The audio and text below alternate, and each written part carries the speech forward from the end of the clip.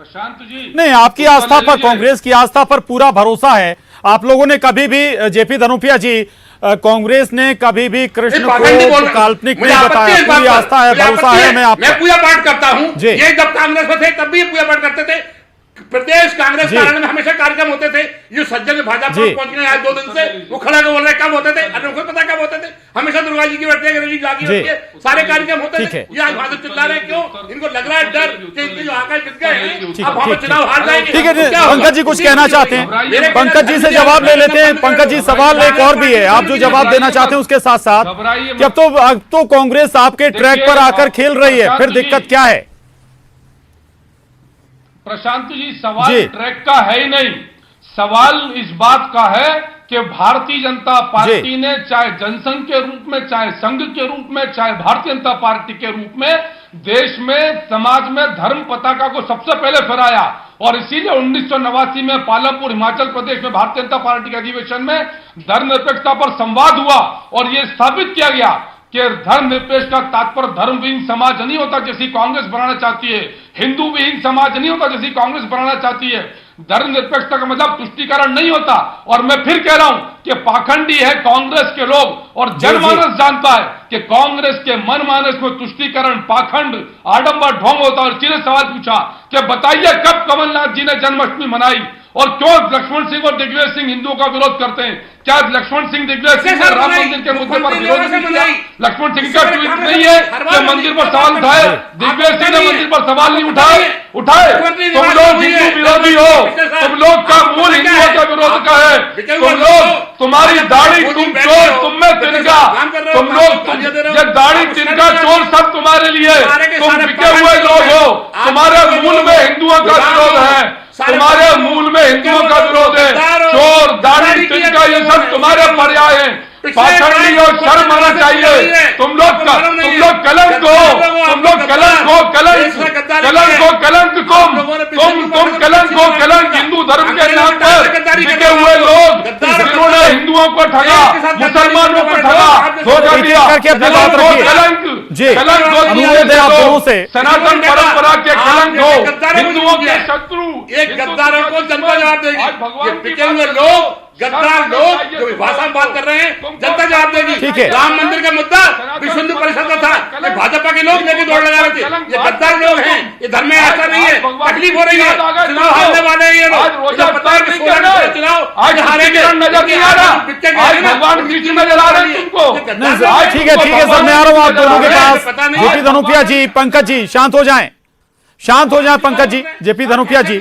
Dinesh Gupta sir, सवाल है एक चेहरा और जिसका जिक्र जब ऐसा मसला हो तो होना लाजमी है, दिग्विजय सिंह का ऐसा लग रहा है कि हाल फिलहाल में जबरदस्ती हृदय परिवर्तन कांग्रेस के अंदर करा दिया गया है, लेकिन फिर भी वो तंज कसने से नहीं चूकते। यानी कि कमलनाथ की मेहनत पर कुठाराघात कहें या ये कहें कि कांग्रेस की मेहनत पे फिर पलीता दिग्विजय सिंह लगा देते हैं। दिनेश जी, हिंदुओं के दुश्मनों थे, बीजेपी को गाली देते थे, अब बीजेपी पाखंडी हो, भगवान से, हिंदू धर्म के दुश्मन हो तुम लोग, हिंदुओं के दुश्मन हो तुम लोग। पंकज जी, आज भगवान पंकज जी, धनुपिया जी, आज भगवान की रिक्वेस्ट है आप दोनों से, कृपया शांत हो जाए।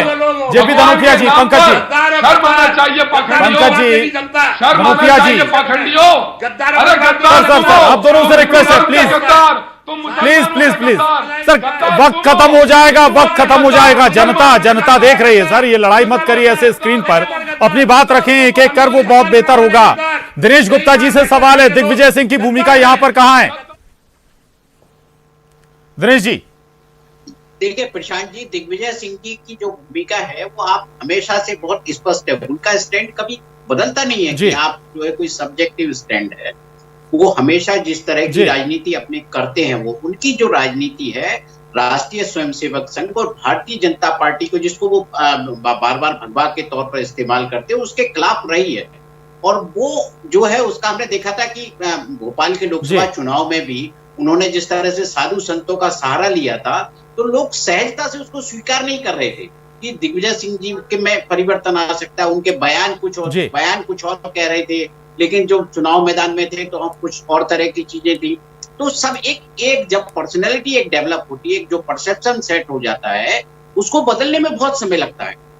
कांग्रेस का जो परसेप्शन सेट है, भारतीय जनता पार्टी का बड़ा मुश्किल है जी, परसेप्शन सेट है कि दोनों के बीच दोनों शायद ये परसेप्शन ही कांग्रेस के लिए परेशानी का सबब है। इस परसेप्शन को मिटाने की कोशिश ही कमलनाथ कर रहे हैं। वक्त कम है सर, मैं एक आखिरी सवाल जेपी धनुपिया जी से। जेपी धनुपिया जी, बार बार सवाल इसलिए उठते हैं, राहुल गांधी का इससे पहले मैंने जिक्र किया था, एक बयान मनमोहन सिंह के बयान का जिक्र कर रहा हूं। मनमोहन सिंह कहते हैं कि देश के संसाधनों पर पहला हक अल्पसंख्यकों का है। कम से कम ये बयान और ये स्टैंड मेल तो नहीं खाते। कहां कौन सा स्टैंड है, कम से कम ये तो क्लियर हो कांग्रेस का। प्रशांत जी, आप बहुत जिम्मेदार पत्रकार हैं। अल्पसंख्यक वाली बात को आज आगे आने का क्या उद्देश्य हो रहा है? मैं आपसे जो कहना चाह रहा हूं कि धर्मनिरपेक्ष है हमारा देश, सभी धर्मों का सम्मान करने वाले लोग हैं। कांग्रेस पार्टी सभी धर्मों का सम्मान किया है और व्यक्ति की जो निष्ठा होती है व्यक्तिगत तौर पर धर्म के प्रति होती है और धर्म का अपना काम करता है। हम दिखावा नहीं करते, हमें किसी प्रमाण पत्र नहीं चाहिए। मैं आपसे फिर कहना चाहता हूं, ये जो कुछ भी कार्यक्रम हो रहा है धार्मिक रूप से आज से भी हो रहा है, पहले से हो रहे हैं और इनका उपचुनाव से कोई संबंध नहीं है। लोग उपचुनाव को घबरा रहे हैं, वो अपनी बात को वो जाने क्यों घबरा रहे हैं। लेकिन मैं कहना चाहता हूं कांग्रेस पार्टी धर्म को राजनीति में नहीं लाएगी और राजनीति को धर्म में लेकर नहीं जाएगी। मेरा आपसे बात है। ठीक है, ठीक है। आखिरी कमेंट पंकज जी, बहुत कम शब्दों में, चिंता है क्या हिंदुत्व पर वोट बढ़ जाएगा? प्रशांत जी, वोट की चिंता है ही नहीं। धर्म की रक्षा हर राजनीतिक व्यवस्था की जिम्मेदारी है और कांग्रेस उसके निर्वहन में फेल रही। और आपने बिल्कुल ठीक कहा कि मनमोहन सिंह जी ने कांग्रेस पार्टी की सोच व्यक्त करी कि देश के संसाधनों पर पहला हक अल्पसंख्यकों का है, तो बाकी बहुसंख्यक के हम लोग पाकिस्तान जाएंगे संसाधनों के लिए। और यही कांग्रेस पार्टी की सोच जो तुष्टीकरण की नीति है, समाज को बांटने की नीति है और पाखंड की नीति है, आडंबर की नीति है, ढोंग की नीति है, उस नीति के खिलाफ हमारा विरोध है। और इसीलिए मैंने सवाल पूछा कि आज कृष्ण लीला याद आ रही है कमलनाथ जी को चुनाव की बेला में, कब करी भगवान कृष्ण की पूजा?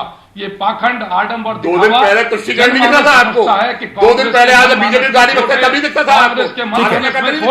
2 दिन आडंबर है ये, पैसा मिल गया। गद्दार लोग हैं, हिंदुओं के गद्दार हैं ये मुसलमानों के गद्दार हैं। इससे पहले हिंदुओं के गद्दार तो आप मुसलमानों के गद्दार, राजनीति इनके लिए व्यापार। ये हिंदुओं के गद्दार, मुसलमानों के गद्दार, राजनीति इनके लिए व्यापार।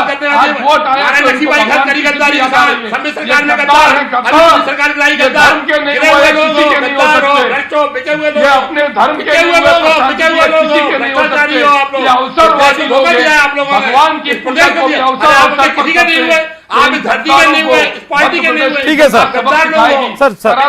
जेपी धनुपिया जी, पंकज जी, माफी के साथ रोक रहा हूं, वक्त की कमी है। बहुत बहुत शुक्रिया जेपी धनुपिया जी, पंकज चतुर्वेदी जी, दिनेश गुप्ता सर, बहुत शुक्रिया आप सभी का इस चर्चा में शामिल होने के लिए। लेकिन बहुत साफ है, देखना होगा कि ये हिंदुत्व का कार्ड कांग्रेस का 27 सीटों पर होने वाले उपचुनाव में क्या गुल खिलाएगा, क्या असर दिखाएगा। बहरहाल चर्चा में बस इतना ही, दीजिए इजाजत, नमस्कार।